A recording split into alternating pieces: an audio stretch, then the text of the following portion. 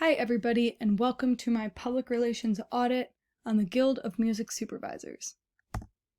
Before diving into the organization, I need to explain to you what the role of a music supervisor is.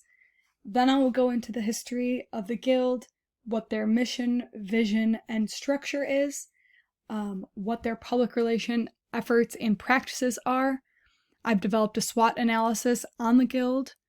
I will talk about the Guild's publics and their public relations strategies and techniques. And finally, I will go over my recommendations I have for the Guild to make it even stronger than it already is. So, first and foremost, a music supervisor is the person and professional who oversees all music-related aspects of a film, a television series, a documentary, advertising, video games, any sort of visual media. They oversee anything music that goes on in it. This includes everything from hiring composers or contractors for a project, choosing and following a director's musical direction for a project, licensing and clearing that music, staying within budget, and the list is endless as long as it relates to music in the project. Unlike most freelance creatives in film and TV, like producers, directors, actors, music supervisors didn't have a union or organization behind them to be an educational and professional resource for support and guidance in their times of need. After realizing that this was really something that they needed, in 2010, 15 music supervisors came together and established this nonprofit organization called the Guild of Music Supervisors. Their mission, it was and still is, to promote the craft of music supervision for the mutual benefit of all media stakeholders in film, TV, games, advertising, trailers, and any sort of emerging media. Their vision is to further the understanding, because as all of you know, the evolution of music and media just keeps changing.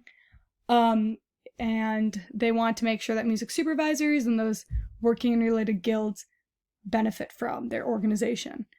The way that they are structured is through a board of 11 members, which includes 3 officers. The members, there's 2 different memberships you can apply for. One is for music supervisors. The second one is for friends of the guild, which include agents, musicians, songwriters, music sync companies, libraries, anybody who is some way, shape, or form relates with music supervision. And lastly, the guild would not be anything without the help of its sponsors, because with a nonprofit, they need sponsorship in order to run events and stay active. So, public relations within the Guild of Music Supervisors is there's no set name who's responsible for a public relations title. However, most of the board is involved in making sure there's strong relations with the public involved in music supervision. It's all done in-house through specifically 6 of the 11 members on the board. They're all listed here for you to see and read. Madonna is involved with membership relations. Amanda is in charge of head of membership and overseeing infrastructure. Ed is involved with East Coast membership outreach. Jonathan is involved in international outreach. Kevin oversees industry outreach. And together, Joel and Madonna, our president and vice president, oversee the entire board and the members. Their objective and strategy is to give meaning and direction to the guild. All of these public relation efforts are managed in-house by the board, like I mentioned, specifically these 6 members. The 3 practices that the guild put into play the most are member relations, media relations, and community relations. Starting with member relations, Joel and Madonna put out a monthly newsletter to each of their members on an expression of how they're always there to help and support them in whatever they may need. This really creates a strong member relations bond. This on the right is a quote from their November 2019 newsletter, where they were explaining how they're always advocating to make sure that they're getting right pay and health care, and they just mention all the different things that they're doing and upcoming events to make the guild and its members even stronger. Next is media relations. The guild gets a lot of press from Billboard, Hollywood Reporter, and Variety. They cover different events, such as the guild's 5th annual State of Music and Media Conference, which happens each September. They put positive spotlight on events that are going on and the different panels, and they do interviews, go over the live performance. They're just, without media reflecting on what the guild is doing, the public wouldn't know about it. Lastly is their community relations. So one of the guild's biggest pushes and promises to their members is to further improve their community and get music supervisors recognized in the way that they deserve, especially within award eligibility. So it wasn't until 2017, after years of fighting, that music supervisors were given a category in the Emmys for outstanding music supervision. And wasn't until 2019 that they were even allowed to vote in any other category for music at the Emmys. They still are not being recognized at the Oscars, at the Golden Globes, and at the Spirit Awards. So Howard Parr, who's a part of the board, is tasked with helping campaign towards another successful outcome. So stronger relations with the members of the Academy will only strengthen their chances of getting recognized. Our SWOT analysis. So the Guild of Music Supervisors, their biggest strength is their board. Their board are all working members within music supervision, and they work both on their own and within the guild, and use their personal contacts in order to push forward what the guild is already doing. I encourage all of you to look up each of the board members currently and go to their IMDb and see all the projects that they are working on. All those projects can be used as leverage, as resources for panelist topics, conference speakers, etc. The biggest weakness that is within the organization is that they are still relatively new. Seeing that they are from 2010, a lot of people don't know it exists. And then there's a lot of confusion still about what music supervision is. And that is why they're not really recognized in Oscars, Golden Globes, Spirit Awards. What is a music supervisor? What do they do? The confusion around it makes people not want to give them an award. Their opportunities is, their biggest one is their podcast, what I believe in. They currently put out 2 GMS podcasts every month through their YouTube channel. However, these are just videos from past conferences and panels, and they're not on Spotify or Apple Music. So that really is an opportunity there to generate more streams and attraction by adding it to those streaming platforms and entertain and educate anybody who loves music, TV, and film. Their biggest threat, like I mentioned before, is that lack of recognition and appreciation.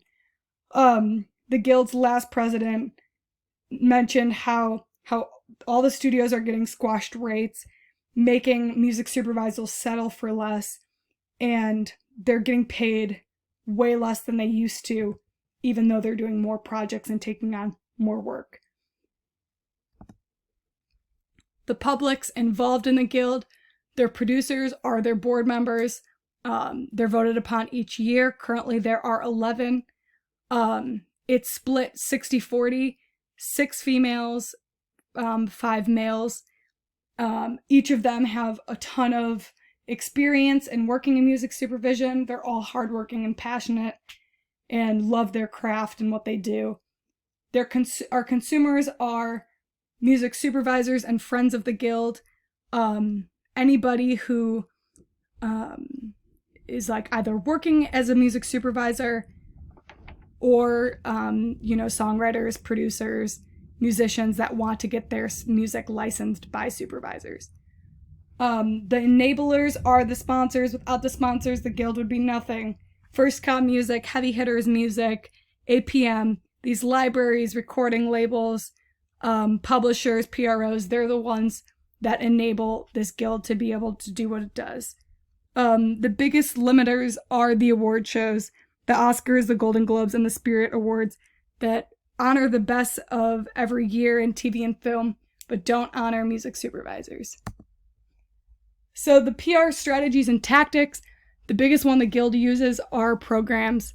Their monthly newsletter, every month, Joel and Madonna send out a newsletter of upcoming events, recap of past events, articles on supervisors, their 2 podcasts, and even now, each month they're sending out charity projects for people to make a difference in music. It allows their members to get involved and stay up to date. Next would be their podcast.